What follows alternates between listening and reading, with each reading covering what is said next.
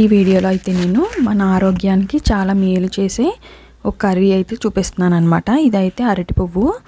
ఈ పువ్వు దీంతో అయితే కర్రీ చేసుకుంటే హెల్త్కి అయితే చాలా మంచిదన్నమాట. లేడీస్కి అయితే చాలా బాగా యూస్ అవుతుంది, హెల్త్ ప్రాబ్లమ్స్ అయి రాకుండా. ఇదైతే ఇలా క్లీన్ చేసుకోవాలి. ఫ్లవర్ తీసుకుని దీని మధ్యలో ఉన్న పొడవుగా ఉన్న కాడ ఒకటి, కింద 2 రేఖలు తీసేసుకుని క్లీన్ చేసి పెట్టుకోవాలన్నమాట ఫస్ట్.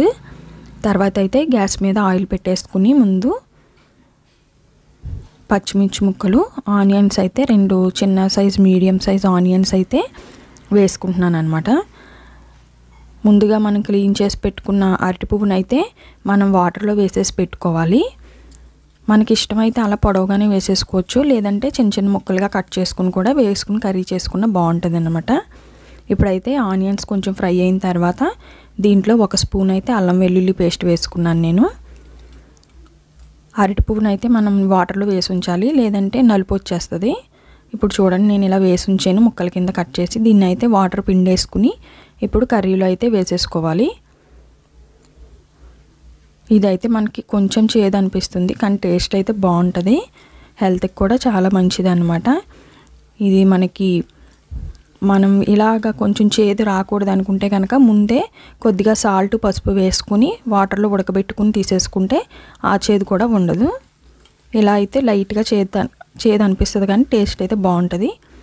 ఇప్పుడు ఇది కూడా మూత పెట్టుకుని కాసేపు మగ్గించుకున్న తర్వాత దీంట్లో అయితే కర్రీకి సరిపడినంత ఉప్పు, కారం కూడా వేసేసుకోవాలి. ఈ కర్రీ అయితే మనం పప్పు వేసుకుని ప్రిపేర్ చేసుకోవచ్చు, లేదంటే ఇలా కూడా ప్రిపేర్ చేసుకోవచ్చు. ఇప్పుడైతే నేను ఎగ్స్ వేస్తున్నాను. ఇందులోను ఎగ్స్ వేసి అయితే ఈ కర్రీ ప్రిపేర్ చేస్తున్నాను.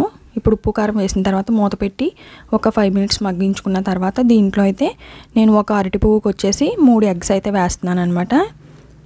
ఇలా చేయటం వల్ల పిల్లలు కూడా తింటారు. ఇది మనకి ఓన్లీ ఎగ్ పొడి చేస్తే ఎలా ఉంటుందో సేమ్ అదే టేస్ట్ అయితే వస్తుంది అనమాట. అందుకు పెద్ద డిఫరెన్స్ ఉండదు కాబట్టి పిల్లలైనా కూడా తింటారు, హెల్త్కి కూడా మంచిది కాబట్టి ఈ విధంగా చేసి అయితే పిల్లలకు కూడా పెట్టొచ్చు. మనకి కూడా నచ్చకపోయినా ఇలా ఎగ్ వేస్ట్ చేసుకుంటాం వల్ల సేమ్ ఎగ్ బుర్జీలా ఉంటుంది కాబట్టి ఈజీగా తినేయచ్చు. ఇది రైస్లోకి, రోటీలోకి, దేంట్లోకైనా చాలా టేస్ట్ బాగుంటుంది. ఇప్పుడు ఎగ్స్ వేసుకుని తిప్పేసుకున్న తర్వాత మూత వేసుకుని ఒక 5 మినిట్స్ ఉడికించుకోవాలి. అంతే, మన కర్రీ రెడీ అయిపోయింది.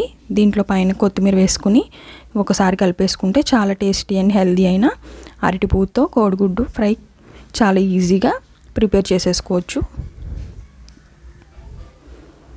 అంతే, అరటి పువ్వుతో కర్రీ రెడీ అయిపోయింది. చాలా healthy and tasty curry ready.